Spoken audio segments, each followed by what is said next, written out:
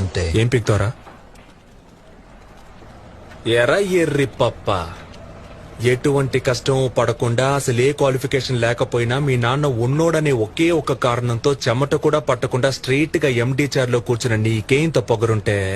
అమ్మ నాన్న తిప్పలు పడి స్కూల్ ఫీజు కడితే ఎల్కేజీ నుంచి 10th క్లాస్ వరకు కష్టపడి చదివి పాస్ అయ్యి ఇంటర్లో ఈజీగా ఉన్న గ్రూప్లన్నీ వదిలేసి ఎంపీసీ చదివితేనే ఇంజనీర్ అవ్వగలమని చెప్తే కష్టమైన అదే గ్రూప్ సెలెక్ట్ చేసుకుని ఫిజిక్స్ కి ఒక ట్యూషన్, కెమిస్ట్రీకి ఒక ట్యూషన్, మ్యాథ్స్ కి ఒక ట్యూషన్ అని రోడ్లు పట్టుకు తిరిగి ఆ ఫీజు కట్టాలి ఈ ఫీజు కట్టాలని అమ్మా నాన్నల్ని హింస పెట్టి బోర్డ్ ఎగ్జామ్ లో పాస్ అవడానికి ఫ్లాస్క్ లో టీ పెట్టుకుని రాత్రంతా చదివి అలారం పెట్టుకుని పొద్దున్నే లేచి మళ్లీ చదివి తీరా పాస్ అయ్యాక ఎంసెట్ లో ర్యాంక్ రాకపోతే లాంగ్ టర్మ్ కోచింగ్ తీసుకుని అప్పటికీ సరైన ర్యాంక్ రాక అమ్మ నగలు తాకట్టు పెట్టి మేనేజ్మెంట్ కోటాలో సీట్ సంపాదించి తెలుగు మీడియం నుంచి వచ్చిన నాకు ఇంగ్లీష్ అర్థం కాక ఫస్ట్ ఇయర్ నుంచి 4th ఇయర్ దాకా ఉన్న అరియర్స్ అన్ని 4th ఇయర్ లో ఒకేసారి క్లియర్ చేసి ఈ సొసైటీలోకి వస్తే ఈ జనమంతా నన్ను ఉద్యోగులేని ఎదవా అని నీచంగా మాట్లాడుతున్న లెక్క చేయక ఉద్యోగం కోసం ఆ ఆఫీసు ఈ ఆఫీసు అని పిచ్చి కుక్కల 4 ఏళ్లుగా తిరుగుతున్న నన్ను ఎందుకు పనికిరావు తిండి దండగా అని మా నాన్న తిడుతుంటే ఒక్కో మెతుకు గొంతులో దిగక ముళ్ళులా గుచ్చుకుంటుంటే మింగలేక కక్కలేక చస్తూ బతుకుతున్న నాకు ఎవరో ఓ మహాన్ భావుడు మంచి మనసుతో అవకాశం ఇస్తే దాన్ని కూడా లాగేసుకోవాలని చూస్తున్న నీలాంటి బేవర్స్ గాన్ని ఎదిరించి